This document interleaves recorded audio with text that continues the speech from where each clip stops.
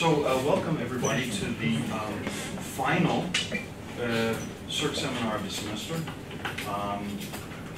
Before I introduce our speaker, let me tell you about next semester already. We have a very familiar speaker, Dr. Chiara Formicchi, our former Associate Director here at CERC, coming back from an obscure university known as Cornell.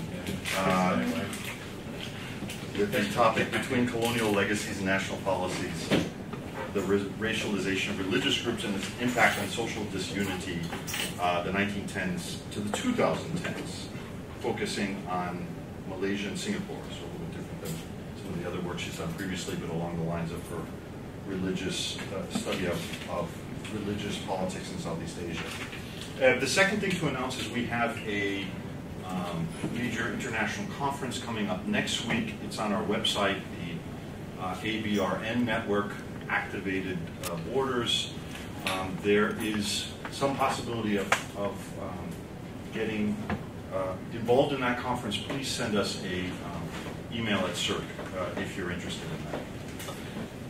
To come to our speaker, we're very pleased to have a speaker who we've had contact with for a number, actually a couple of years now, a year and a half. We made our best efforts to recruit him earlier, but he has kindly agreed, despite his choice of going to Japan, a very prestigious, one has to say, institute there, the National Graduate Institute for Policy Study, GRIPS, to come here to give us a talk. So we're very pleased to have Dr. Veerayooth here today, who is an assistant professor of political economy at this institution known as GRIPS. He holds an MPhil and PhD from the University of Cambridge. His past research and teaching is associated with the famous Thai university Chulalongkorn and its Political Economy Center, as well as Cambridge's Center of Development Study and the Brooks World Poverty Institute in Manchester, and finally the Overseas Development Institute in London. This presentation draws on his forthcoming book manuscript, and we discussed briefly about the fate of Thai scholars at the moment. It's challenging for those in Thailand and outside of Thailand. That's another topic. We've had some very important speakers today recently who have spoken on the situation in Thailand. This topic, I guess, doesn't involve that many headline-grabbing events, but it gives us some of the political economic background to that ongoing turmoil in the country and the current political situation. In any case, we're very pleased to have you. Thank you for coming, and we look forward to your talk. Thank you very much. Good afternoon, and thank you everyone for coming. So my topic is today is why NIE fails. It's a plan for the new institutional economics, and then I discuss the institutional persistence and development dilemmas in middle-income countries, using the case of Thailand in comparison with the East and Southeast Asian countries. So this is the topic I want to talk today. So basically there are four things. First, I give you briefly my research puzzle on the institution and economic development, and then I discuss the progress and the problem of the new institutional economics. Then I provide conceptual graphs that I think we need that for an alternative framework. And then I give you an examples of institutional transformation in Thailand. Okay, so when I started my PhD project, the initial question was that why has Thailand lagged behind the so-called East Asian tigers, despite they started industrializing at quite the same period? But then over time, I tried to develop my question into a more general idea. So it's about what makes successful and fail catch up. So I try to address this question. So it will have the contribution and also the limitation, because it impinges on a specific set of literature, that is institutional economics, the catch-up debate, East and Southeast Asian development. So this is kind of the research puzzle I try to do. Then let me give you the literature on institutional economics, which I use as the main focus. So as you know, we also know the evolution of the so-called magic bullet of the economic development. previously we believe in physical human capital accumulation, believing that once the country gets this kind of accumulation, the country will develop automatically. But then we studied total factor productivity, technological innovation, and international economic integration. So basically, we can say that the agenda has shifted from getting the prices right to getting institutions right in the 1980s or the early 1990s. So because most of the policymakers and economists believe that institutions are something that more fundamental and is affect directly the incentive of people, of human behavior to accommodate, to innovate economic change. As you know, these are kind of the very famous books on the new institutional economics, the Glasnost, non-institution in 1990, and more recently on the violent social orders in the shadows of violence. But perhaps the new cornerstone of new institutional economics is the Why Nations Fail, written by Semuglu and Robinson in 2012. So, Glasnost is the founding father of the new institutional economics. So he argued that third world countries are poor, mainly because of the institutional constraints that define the payoff, the incentive of the people. But if we think that the 1990s was the decade of the Glasnost, then the 2000s was the decade of Daron Acemoglu. In many works, and he co-authored with many people, but basically he tried to dig deeper into the colonial legacies and the political institutions that underpin economic development and underdevelopment. So he argued that the bad institutions arise and persist because of the groups with political power who benefit from bad institutions. So if I have to make an evaluation of the new institutional economy, I would say that there are three key progresses. First, this group of people take politics more seriously. So they think about social conflict. Social conflict becomes the center of the analysis in explaining institutional evolution. So if you compare to the previously dominant concept of the voluntary choice, you will say that this is more realistic in understanding economic development of the country. So that's the first progress. The second one is about the institutional importation. I think these new institutional economists become more aware of the problem of institutional importation and the perverse outcomes that would happen in host countries. If you compare to the previous very high expectation of the good governance after the Asian financial crisis, so we would say that, again, this is more realistic to understand the perverse outcome of institutions. That's the second progress.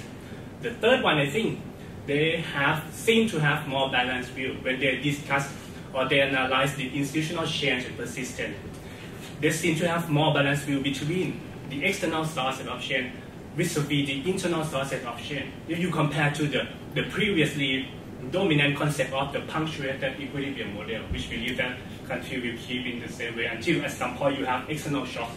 But after reading this more recent literature, we understand that they try to understand in the more balanced view of external and internal sources of institutional change. So I think these are three key analytical progress of the new institutional economics. But then there's still some remaining problem which I think very important.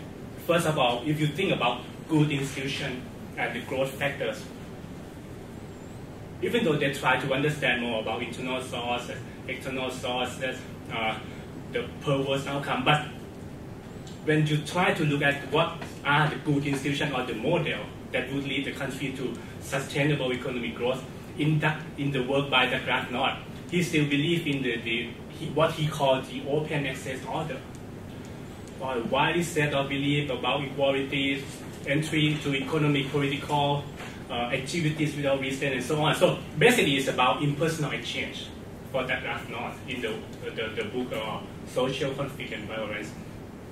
And in Why Nation Fail by Semuglu and Robinson, the key word is the inclusive economic institution, which basically you need secure property right, free entry, level playing field, equal access to education, and so on. So if you look at what are the ideas or the argument about good institution and growth factors, after all, this is still explained by the neoclassical concept, which is, I think, very much problematic. Why? Because if you look at the experience of the East Asian tigers, Taiwan, Korea, Japan, even Hong Kong and Singapore, they did not process this set of good institutions during their high growth period. They may have some after the high growth period, but during the high growth period, they did not process this set of institutions, so it cannot explain. That's the first problem. Then the second problem is about how you analyze institutional change and persistence. So if you read Douglas North and Darwin the same group, and the major driver of institution is either, on the one hand, they argue for the economic and intentional change, and on the other hand, it's completely random. When you ask, when you try to analyze what will lead to good institution, basically they make an argument for the efficiency-driven factors, efficiency-driven behaviors. But on the other hand, when you ask about bad institution, they seem to exist and persist because of the rent-seeking behaviors.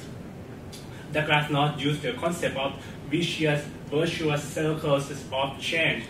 Semigul and Robinson used the concept of critical junctures, and they use a lot of the randomness. So in other words, I would say that there is no clear explanation for the divergence economic development part of developing countries. Why? Because I think the underlying assumption that they use about human behavior is still limited to the rational choice ideas, rational choice model.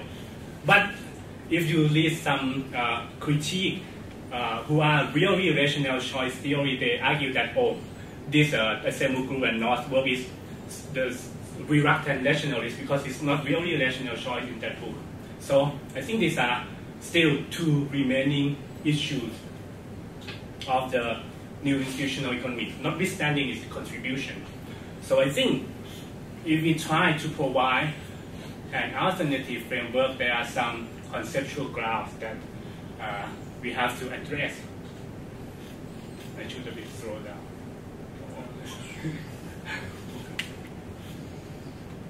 So I think there are three analytical issues that we should address before we moving forward to an alternative framework. First, I think there's a trend that most academics try to unify choice analysis and growth analysis.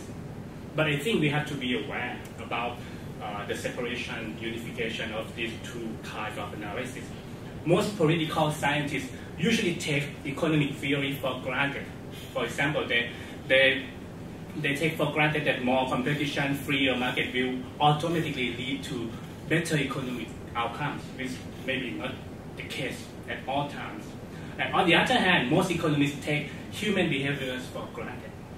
For example, they think that political actors are rent-seeking and self-maximization, which may be true at some point, but not always the case. So I think that's the first problem we need to think about. The second is also the economic trend that try to provide one factor that explains very long-term economic development. If you read the work by North and Semigul, they even go back for like 1,000-year economic analysis. You think that one factor can really explain that 1,000-year development? Even more contemporary literatures, like in Southeast Asia, they use the concept of parties, politics, security of property right, specific ideologies. So in other words, they try to provide the one factor argument. But should we try to find this thing, or is more contingent upon political setting? If you read the famous book by Paul Pearson, Politics in Times, it's unlikely that one factor can explain all political economic phenomena over the long period of time. So I think that's the second issue that we need to think about before we move forward for an alternative framework. And finally, this new institutional economic literature try to put together both the Western experience, developing countries, and African experience, and so on. But if you think about some specific setting, some specific characters of latecomers, I think we still have to separate the analysis of the Western experience and the analysis of the latecomers experience. Because if you think about it, major institutions in latecomers, they have been built in response to the external forces, plus internal structure, plus existing Western model to try to emulate. So in other words, it's more complicated process of a political and unfinished project of institution building. Basically, I think most developing countries face the threat of colonialism, and then they build they happen in the state formation, and then they face the problem of the communist threat, and then the development of the capitalist systems, and then you have the threat of neoliberal wisdoms, and then you have the governance reform. So in summary, I think before we move forward, we have to think about these three analytical issues: the choice and growth analysis, the one-factor problems, and the latecomer is true. So then this is my own analytical propositions. First, I think if we are to think about the developmental part of latecomers, I think it has been defined by a series and sequence of three major institutional transformations. That is, during the colonial period, the key challenge is to build a nation state. Then, during the communist threat in the mid-20th century, you have to build a developmental state. And then, after the neoliberal pressure, you have to build the so-called liberal welfare state. So, we should think about the developmental part of latecomers as being defined by this series, nation state, developmental state, and the liberal welfare state issues. So that's my first proposition. The second proposition is that if we are to think about the institutional transformation, we have to think about it, that it can happen in various modes with different developmental implications. And for example, institutional transformation in developing countries not only happens in the displacement mode, but can happen in the so-called layering mode and the other ways. So I use the typology provided by Mahoney and Thailand that there can be 4 types or 4 modes of institutional change. Institutional displacement, institutional layering, institutional and institutional conversion. And these each seem to have different implications for the consequent political economic outcomes. So that's my second proposition. And the third one, I think institutional outcomes can be explained by the interplay of interest, ideas, and existing institutions, but conditional upon the contextual setting at a given time, which I will tell you later. So these are my 3 analytical propositions that try to address the theoretical problem of the new institutional economics. So let me put it more illuminating in the table like this. So I think if we think about the latecomer issues, we have to think about it in a series and a sequence of 3 institutional transformation. First, under the colonial setting or the colonial threat, the Gordian knot or the key challenge of a developing country is to how to build a nation state. And how to explain the outcome during this period, I think it's mainly about interest or the coalitional struggle, the social conflict inside the country, because there is no really strong formal institution or ideological grounds at that time. So that's the first major institutional transformation. Then, during the mid-20th century, if you look at the political setting, it's under the authoritarian setting with the communist threat. So the key challenge or the Gordian knot of a latecomer is how to build a developmental state. And how to explain the outcome of a developmental state. I argue that it's about interest plus ideas. Why? Because during this period, is the starting point of industrialization project and so on, is a period of very high uncertainty, and you need some ideological strategy to fight against communism, especially in Asian cases. So it's when you try to explain it, it's more about the interest party ideas, not only interest. And finally, after the 1980s, most countries are under the democratic transition setting and the pressure from the neoliberalism. So the key challenge is how to build our liberal welfare state. So during this period, what can explain the institutional outcome? I argue that it's interest plus institution, because the ideas that you built during this period has already been institutionalized during this period. So during the building of liberal welfare state, it's more about interest and institutions. The growth narrative, especially of the middle income country, has created increasing return and been institutionalized. So these are kind of a summary of my analytical proposition that I try to provide in order to address the existing problem of the new institutional economies. So which I want to hear your comment and suggestion of how to develop it. And then I give you some example from Thailand and in comparison with these and Southeast Asian cases.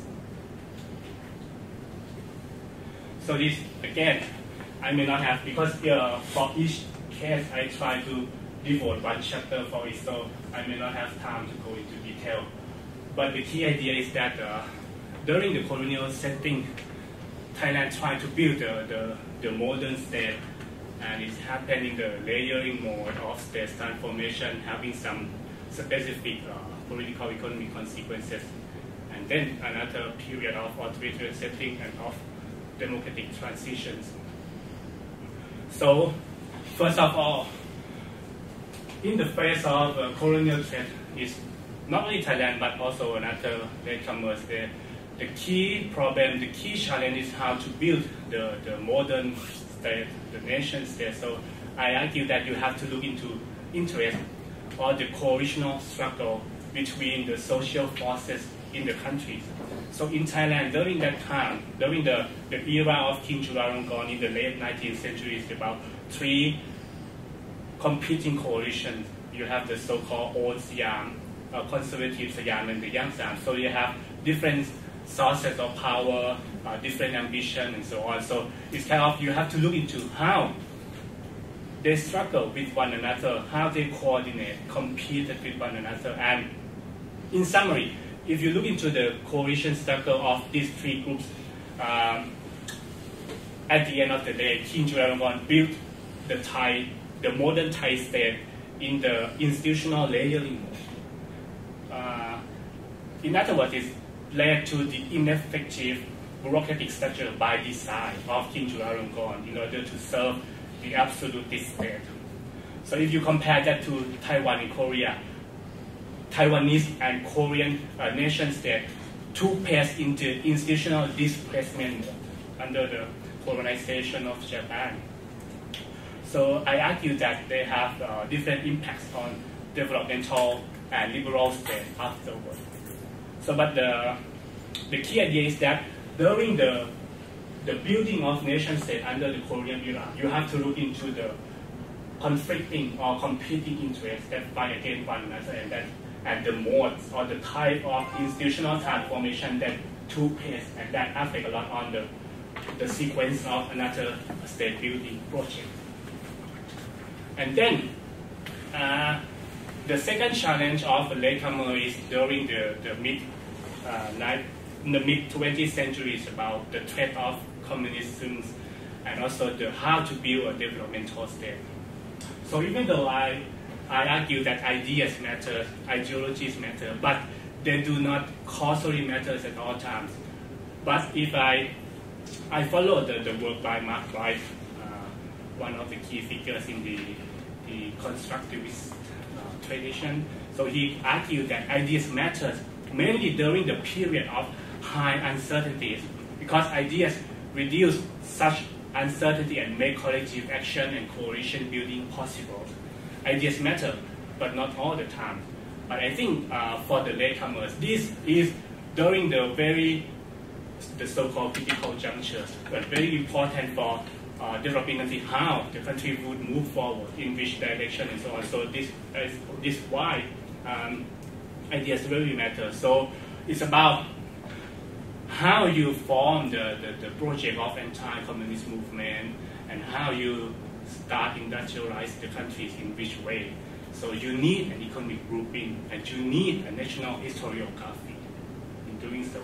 So in Thailand, to fight against communism, the role of the monarchy has been transformed in the conversion mode. Again, it's not the replacement, and this time it's not the radio, it's about conversion mode. They transform, they converted the role of the monarchy to promote loyalist ideologies against communism, which quite worked very well, and also converted the role of the crowd property group to be the spearhead of the capitalist development in Thailand, underpinned by the so-called bifurcated state system, which I will explain later. So basically, I think you have to understand the social conflict, the competing interests, plus the ideologies they used during that period, both in the how to fight against communism and how to develop the capitalism of the country.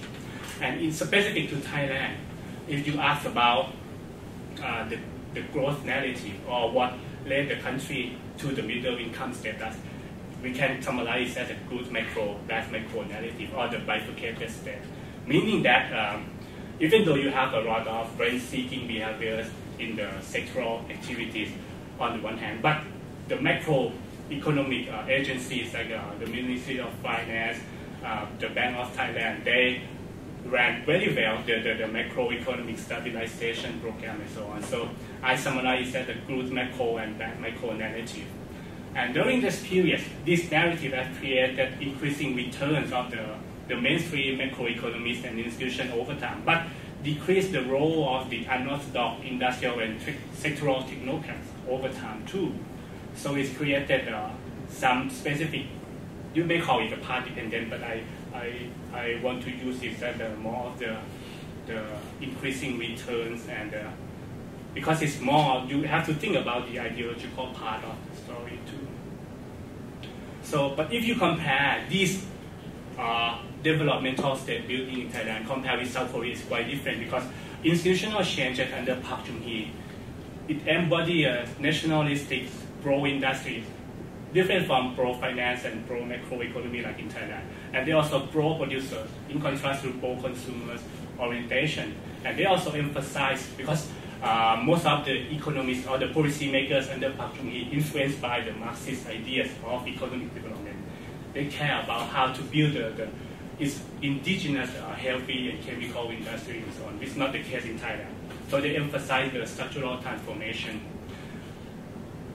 You may argue that it's more about structures also, but I would say that this ideology is very different from President Syngman Rhee regime. Even though they have the same developmental state structures since the Syngman Rhee regime, but in during the period of Park Chung-hee, they have different set of ideologies which really matter for changing the economic direction. So that the second key institutional transformation or the project of how to build a developmental state.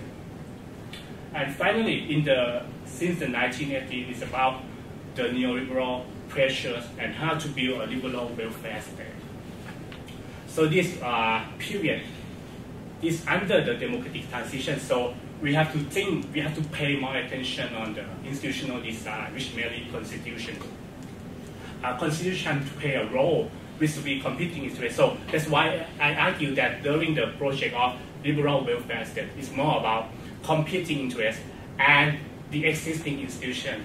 And in this lecture, I will try to show that in Thailand, it's kind of the competition between the two groups of elite under the different kinds of constitution. Basically, you have the constitution that support the strong party politics, which is the 1997 constitution. But apart from that, constitution is try to promote a fragmented party politics by design. So if you think about the competing interests of the two groups of elite, which have different positive and negative impact, we can say that in Thailand, the interplay between the competing interests and the constitutional design has led to the regime swing in the four type of economic reform. For example, under some government like the coup install government of Graham Anand, you have the economic direction towards the macro stabilization and what I call the exclusive industrial policies.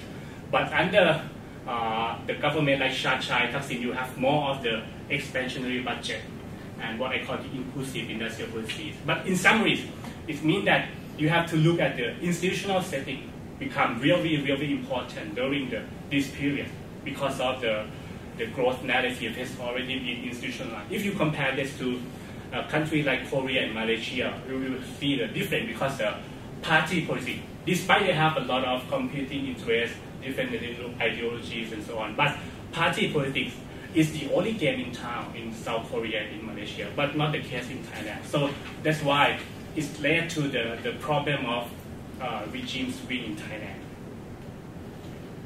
So in summary, I argue that for most of the latecomer countries, if you want to study the developmental part, it should be conceived as a series and sequences of institutional transformation, starting from the building of nation state, and then the developmental state, and then the liberal welfare state.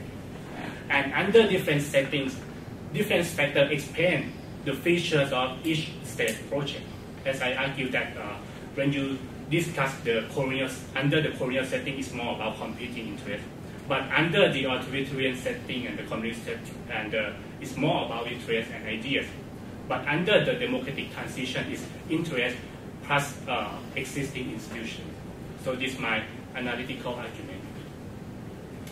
And specific to the case of Thailand, I would argue that in Thailand, institutional persistence is more structural than usually assumed. Because unlike East Asia, the key institutional transformation in Thailand happened in the layering or conversion mode, not the institutional replacement, as we see in Taiwan, Korea, even Japan. So that's why the issues of institutional persistence seem to be more structural than many people thought. But on the other hand, if you think about the development dilemma of Thailand, I argue that it's more ideological than usually thought.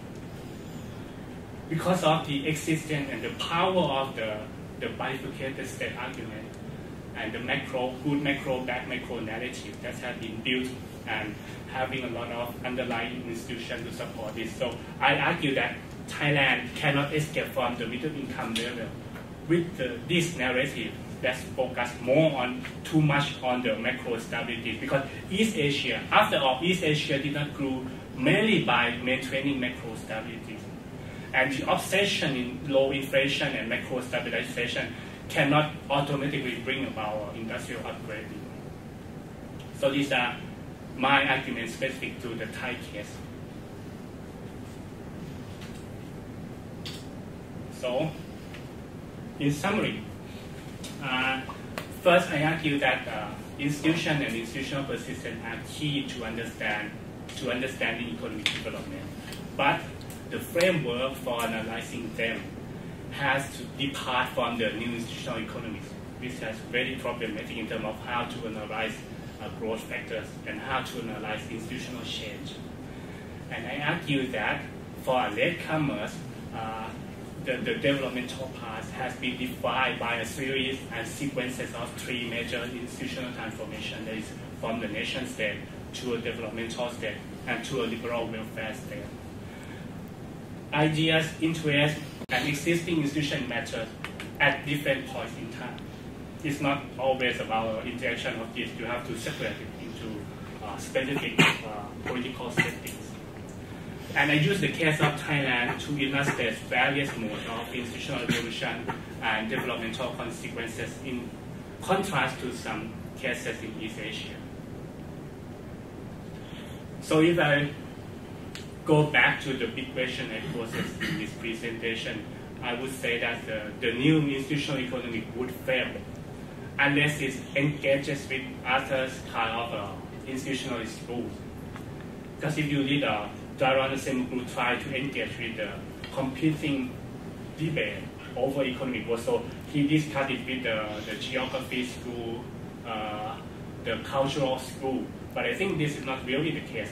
If you want to get it in the more solid way, you have to engage with the other schools of institutionalism.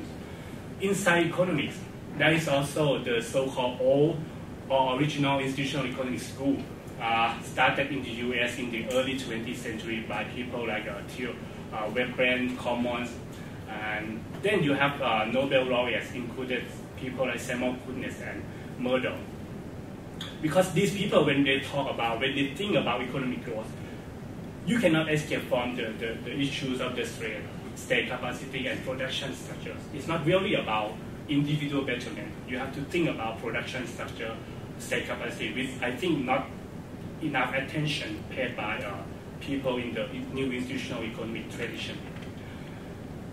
And in addition to the economic school, if you look into the literatures in political science and sociology, it's even more diverse because there's a varieties of institutionalism out there. So basically you have three schools, not only rational choice institutionalism, you have a historical institutionalism, you have sociological, even discursive institutionalism school. So the explanatory debate over interest, ideas, and institutions in shaping human choices and developmental paths are very, very important, and you have to address this kind of issue. Okay, so thank you very much. Thank you very much for that thorough and systematic presentation with the Thai case, illustrating many of your points. We have plenty of time for discussion. If you'd like to begin. Can we go back to your conclusion slide, please? See, I think you've got a problem here. Mm-hmm. But first of all, your whole project is so ambitious because you seem to want to explain every case as a unique set of combinations of these fairly abstract factors like ideas, institutions, and interests. And you're criticizing the idea of, say, punctuated equilibrium. But if you look at what you're talking about in your cases, you're talking, for example, about layering in the case of Thailand, displacement in the case of, I think it was South Korea. In one case, there you've got punctuated equilibrium. In the case you haven't. Then you're saying institutional persistence is the key. So I think you've got the same problem that the institutionalists have and the part dependency people. What's the explanation for when you do get a break and when you don't? Otherwise, what I think you've got is a very, very erudite and complex, descriptive account of every possible case of transition. And then if I throw another idea in, I'm not sure whether you're saying with the nation state it's all about interests, with development state it's about interests plus ideas, and with transitions it's about interests and institutions. Is that just for the case of Thailand and other cases are different? Or is that always the case? Because if it's always the case, I just think it's crazy, to be honest, to say ideas only matter for the developmental state. What about ideas of nationhood or sovereignty, or ideas of appropriate forms of social protection and welfare? So maybe I'm impressed by the ambition. You want me to answer this question? Yeah, I think that's a good point. Yeah, I agree that I thought a lot about the concept of punctuated equilibrium, but also the same as some institutionalists try to solve, because at least you have to look at some specific era that's really important in building up the state projects. But again, it's not really that once and for all project. So it's kind of the internal dynamism inside the institutional transformation.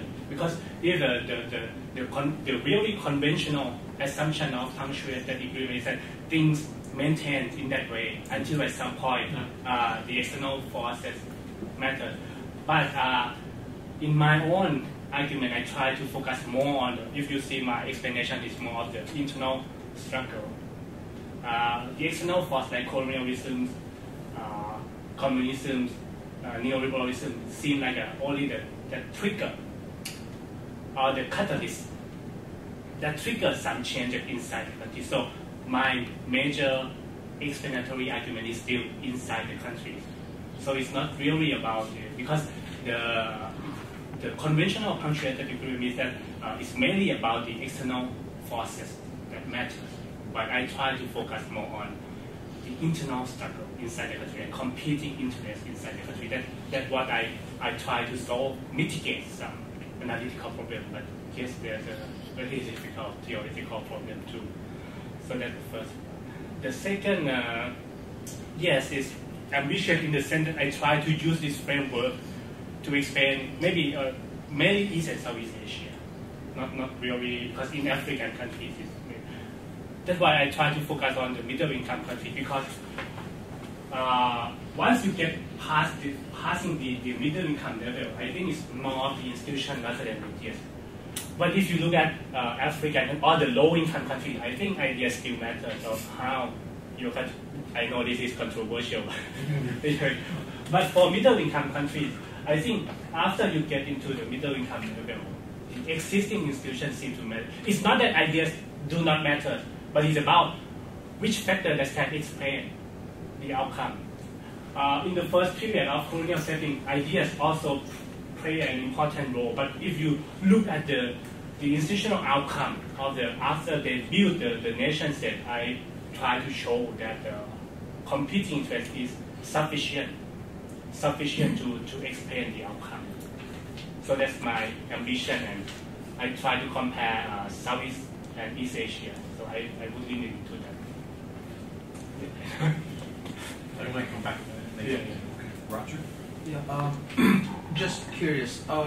Firstly, the process of nation-state building is an ongoing process, in spite of the fact that nation-state has been established and been projected to be more or less complete. It's still ongoing, and in the case of a lot of middle-income countries and even low-income countries, nation-state building is still an ongoing process today. Second is the concept of a nation-state has been engaged and reshaped in relation to globalisms and regionalisms. So, in fact, there might be changes in terms of institutional structure or transformations given the changing world order, primarily with regionalisms and inter-regionalisms. Like for East Asia, you have Southeast Asia ongoing a process of community building at the ASEAN level by end of 2015. But there's also the engagement with Northeast Asia and even Asia Pacific level. So these structural changes at regional and intra-regional level is changing the concept of a nation state. Responsibilities, the concept of sovereign rights, responsibilities and accountability are changing. So how will this be incorporated or influence the proposed analytical framework that you're advancing? Yeah, thank you very much. I would say that I try to separate it as for the analytical convenience, not really that after the building of nation state, so that will be not really that case. So I think during this period, after the 1980s, is more of the, as you said, that the regional factors and global factors seem to more important in shaping what happened in the domestic arena. So yes, I try to incorporate that factors under this setting, but in the other two, I try to argue that you have to look at more domestic structures seem to be more important. But yes, as I said, that it's not really a once and for all process, so it's a kind of ongoing. But I think it's good if we try to look at the mode of change, because for example, in Thailand, it's kind of after you build this state in the layering mode, then you try to build the developmental state in another mode. It's not really the replacement. So that's why the state issues or the previous state structure that still continues in another mode. Unlike Taiwan and South Korea, that after they have the democratic changed in the 1980s. Even though it's not really the total revolution, but you can, in comparison, you can say that it happened in the replacement mode. So I think I tried to do it for the analytical convenience, but I agree that the project of nation state is ongoing. Thank you for that. You mentioned social conflict on a number of occasions and domestic political processes as defining state trajectories. And I was just wondering if you've read much of, come across Dick Roberson and others' work from the Asia Research Centre, because that very much sounds like what is coming through, but tied into new institutional economics and those frameworks. And I guess their argument is their approach is a complete departure from new institutional economics and historical institutionalism in arguing that institutions reflect a specific set of power relations rather than historical momentum. And I'm wondering, one thing that appeared quite abstract in your, I guess, typology is how social conflict and how politics, underlying political factors, shape institutions, shape their institutional form and trajectory. And because that is something that is done quite well in that approach, and coming, as Roger said, from state building theory of Jessup work. Yes, I learned a lot from the so-called the Murdoch school of social conflict. I think I follow that school in the sense that I try not to ask, because in the new institutional economy, they have the hidden presumption that some are good institutions, some are bad institutions in the first place. So, and then they try to analyze following this framework. But from the social conflict school, we should not assume that. So there is no such a good, bad. Good institution may be good for some period of time, for some specific setting, but not in the other cases. So I follow that in this sense that I try not to assume that they are a good, bad institution in the first place. And I try to show that after our institutions are endogenous to the social conflict inside the country, even though you try to build the good governance project and so on, but they're still shaped by the social conflict. It's social power, competing power inside the country, not really about the technocratic institutions or like that. So yes, it's influenced me a lot in that way. I'm just wondering how But in my own analysis, I maybe, for example, during the building of nation state, I focused, I reduced the social conflict into a coalitional structure for the analytical convenience. Not real, because I think to make it more illuminating, I still think that you have to look at the competing interests inside the country, not really social conflict per se, but I look at it through the lens of coalitional structure. Each coalition seems to have different sources of power, and that matters a lot in the process of competition and coordination and so on. So maybe not structuralist in that sense. I am not really structuralist in that, for example, with people like Harrison maybe more focused on the capitalist caste, something like that. I'm not really in the caste analysis, but I reduce it to, which you can say good or bad, I reduce it to the coalitional structure. Maybe as full disclosure here, we had a workshop like a Murdoch school just a week ago, so it's fresh on our minds. Yeah. My question concerns your comparison, and with a couple of exceptions, basically you're comparing Thailand with South Korea. Mm-hmm. And as important as the South Korean case is, I mean, obviously the South Korean case is very exceptional in a lot of ways. I mean, to begin with, the idea of how many countries successfully industrialize. Given the current crisis in Europe, we can even say it's not just in Asia, only a few countries have been successful, or in Latin America, it's also Europe. I mean, a lot of European countries seem to have. So South Korea is exceptional in that way. It's a Cold War exception. It's a divided country. There are a lot of unusual factors in the South Korean case. And even if you take one of the other seeming successes, although it's stagnated a bit recently in Taiwan, there you see much more of a dual state or bifurcated state, to use your terminology, between the KMT-led developmental state and the small and medium-sized enterprises run by indigenous Taiwanese, who were separated from the state and only indirectly supported by it, not directly underpinned like they were, the Chaebol were in South Korea. So even Taiwan shows us that you have examples of successful states, at least for a long period, in terms of industrialization, which were less homogeneous or less unified than the South Korean case. Another case that occurred to me is you didn't make much of the Meiji-Japan comparison. Mm-hmm. That's very interesting also for historical reasons. They start modernizing about the same time as Siam. They also have to deal with the question of monarchy. Mm-hmm. Presumably there's a lot of layering involved in institutional change there. Mm-hmm. So, it'd kind of be interesting to hear your take on this, because it's not just, the 1950s and Surit and the rise of the military and the network monarchy and so on. It's also this earlier period. You talk about it, but the Meiji-Japan comparison also raises interesting issues.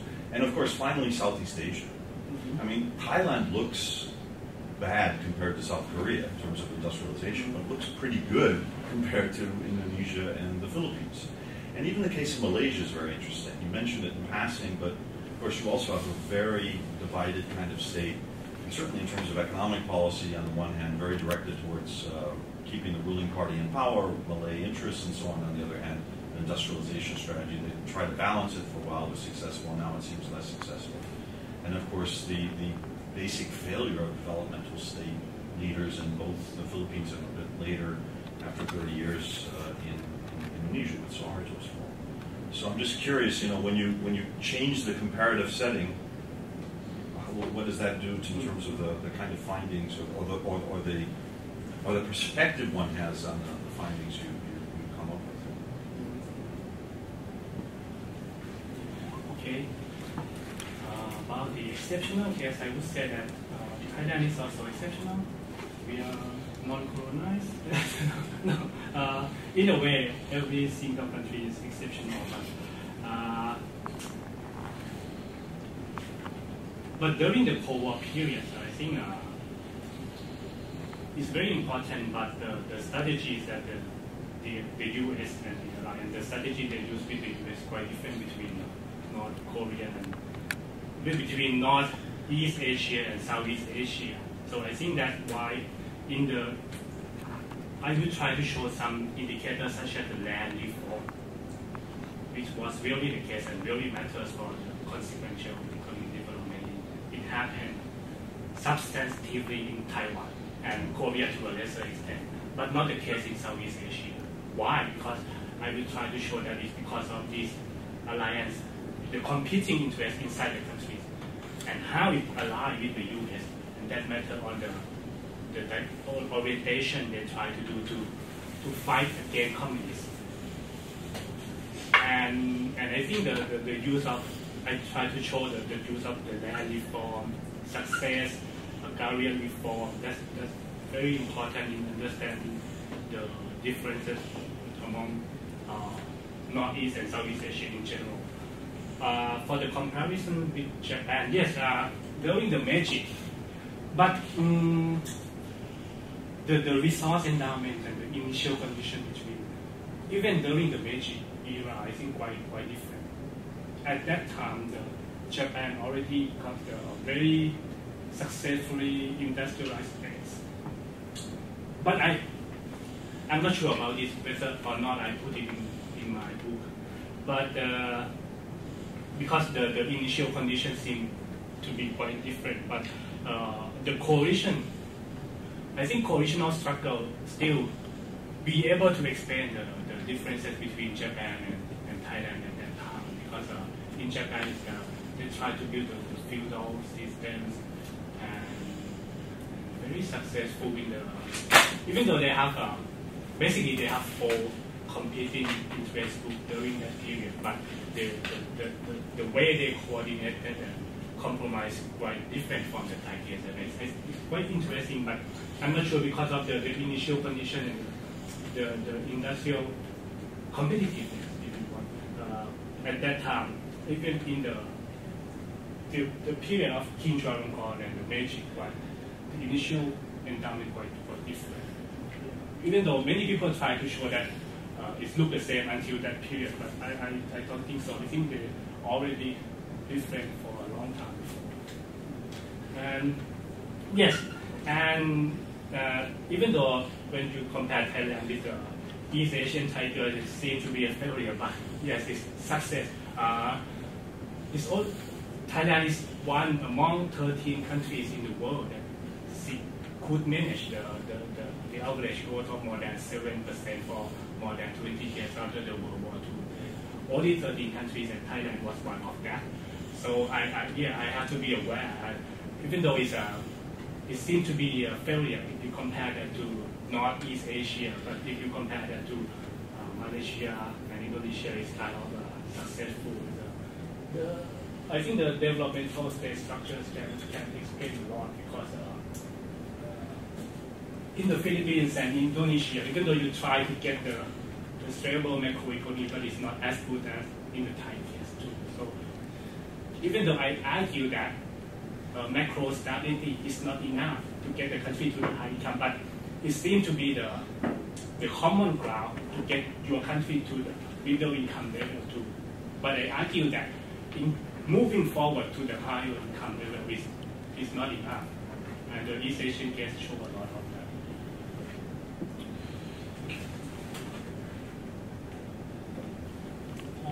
I'll just come back on. No, I'm more confused now actually. So, because you started then talking about competing coalitions, which we understand, and that could be in many different theoretical frameworks. But surely, if your analytical focus is on competing coalitions, that involves interests and ideas and institutions in different combinations all the time. So it seems that you've got like several different analytical frameworks. They're not necessarily. I think what you're layering rather than displacing.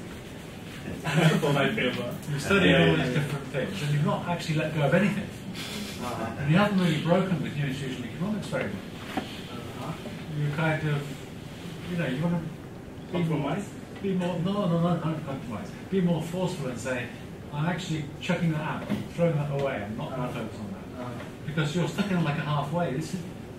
This would be quite understandable to someone in the kind of general area of discussion, rational choice-ish kind of Asimoglu. They can have an interesting dialogue with you. They wouldn't probably argue too much. If you say sometimes things are internal, sometimes they're not so often external as you think. If you look at those 3, building a nation state, building development, they are neither internal nor external. They're set in a global context where you can't actually say that's internal and that's external. Building nation states is in the context, except for Thailand, of decolonisation, particular moments in world history. Developmental state, as you said yourself, is about relative economic backwardness in a global economy that's uneven in its level of development in different areas. And the liberal welfare state, again, is heavily overdetermined, at least by global neoliberalism and competitiveness. So I don't actually think your internal-external distinction works very much. But I do think competing coalitions where you don't, in principle, prioritise either ideas or institutions or interests in themselves, that leads you straight to the Murdoch School or classical political economy. So I think that I would want to push you a bit to forget about Asimoglu and all those people. And by actually, that's just a comment, and a slightly acerbic one. But my question is, what is actually your project? Is your project to offer a comparative political economy in Southeast Asia, or is it something different? The main focus is on Thailand, but I try to compare it mainly Korea. also Southeast Asian case.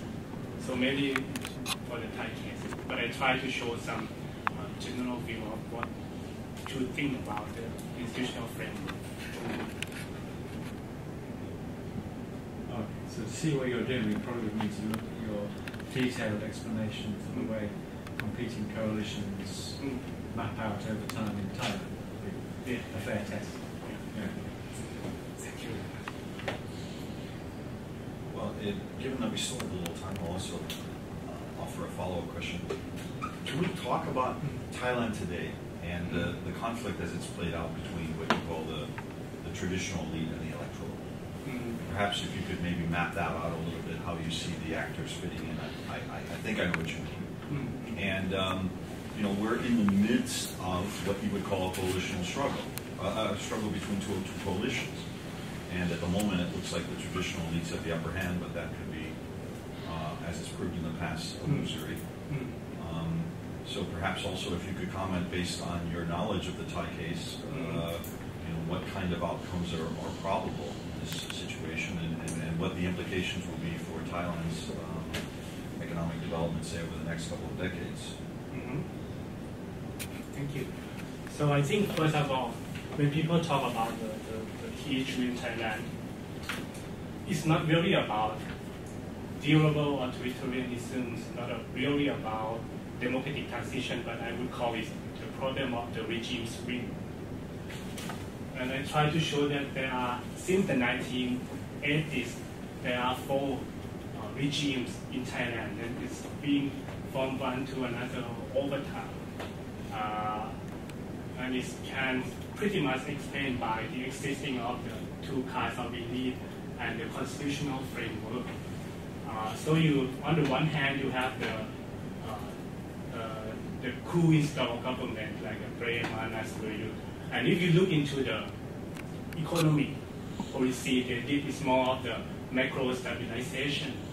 But if you have the strong elected government like Kanchoochat, Thaksin, you have more of the expansionary budget or the so-called populist policies. And you can have the Democrat-led party that follows, in the past they followed the neoliberal ideas, but more recently they're more on the Keynesian or more of the populist regime too. And then you also have the 4th regime type, that's the fragmented called multi-party government of Banhan and Chowdhury, that kind of thing. But I think the key problem is that neither regime could do really very well economic policy making, because many people think that Thailand got to middle income country because of the macro stabilization. But I argue that it's not really the case. You still need some government that did the state intervention, industrial policy. So that's why, even though you look at the regime swing, but each regime seems to have the positive contribution to the economic growth. Most economists believe that only this regime has very good economic terms, but I argue that no. Each regime seems to have a different positive contribution to the economic development of Thailand, and that's the dilemma. Because I maybe a bit more overstretched, but I can say that Thailand would not have come this far without the regime swing. So it's kind of the dilemma is that you need this kind of swing in order to have different economic policy orientation. For example, even the pork barrel economic direction as in Banhan and Chowdhury, people see that it's totally useless, but not really, because it also promotes the road construction and the redistributive policy, even though it's specific and it's pork barrel, but it also has some positive impact on the neglected remote areas. So in structural terms, I think the dilemma of Thailand is that we never have one specific regime that do really well on economic policy orientation. It's kind of, you can compare that with, for example, in the UK, you have the Labour government and the Conservative government. It's also swing between these two. But over time, I think it's good because the Labour government would do expansionary policy budget, right? And then they have the problem, you need some austerity program from the Conservative government. In Thailand, we also have this kind of the two types of government too. So it's kind of the dilemma. There's a, if you like, I can put it that the political equilibrium in Thailand lead to the economic disequilibrium. But on the other hand, the economic equilibrium will lead to political disequilibrium in Thailand too.